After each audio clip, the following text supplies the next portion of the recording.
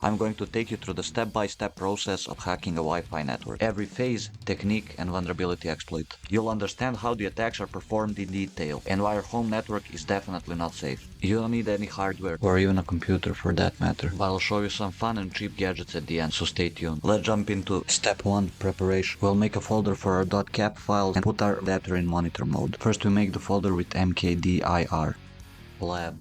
Done, here it is. In order to use monitor mode, we first have to check all the processes that are blocking it. Type the password. Let's now start monitor mode. You can see WLAN0mon, means it's in monitor mode. Step 2, Recon. We'll use airmon-ng. We want to find out what kind of devices are around us and try to locate our target. We also need the MAC address of the client that's connected to our target. In this case, it's gonna be a phone. Here it is. And in the station section, we can see the device that's connected to it. That's our phone. We'll need the MAC addresses for both. Step 3, attack. So it's simple, let's deauth the phone that's connected to the Wi-Fi and then capture the handshake as soon as it tries to reconnect.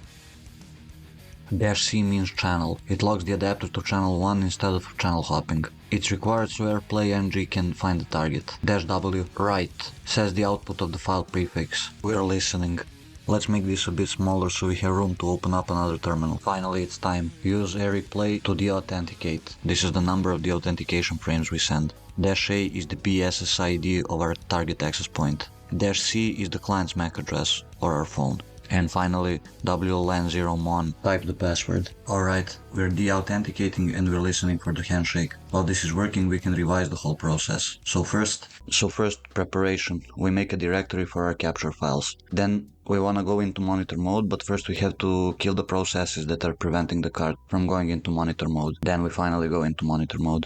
Next up is Recon. We analyze the target and get their BSSID. Then we check the clients that are connected and write down their BSSID.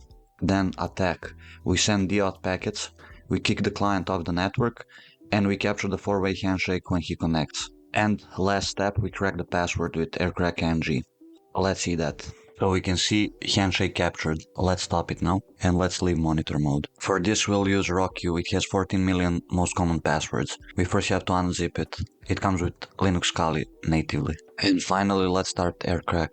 Tell it to use the word list we just unpacked. And tell it what cap file to use. That's it. That's your neighbor's password.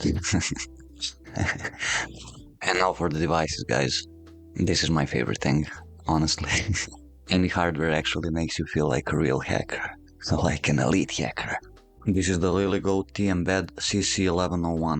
It has a lot of these Wi-Fi and Bluetooth attacks already natively. The device itself is around 30 or 40 bucks, so it's a lot cheaper than the Flipper Zero, and it does a lot of similar things. Next up is the ESP32 Marauder. This little guy is very, very cheap. It's like $5 for the ESP. You can DIY it, I've left the GitHub pages, it's made by Just Call Me Coco. Yeah, so that's how you crack a Wi-Fi password, guys. Super easy, right? If you wanna see what happens next, that's gonna be the next video, guys. See you soon and subscribe.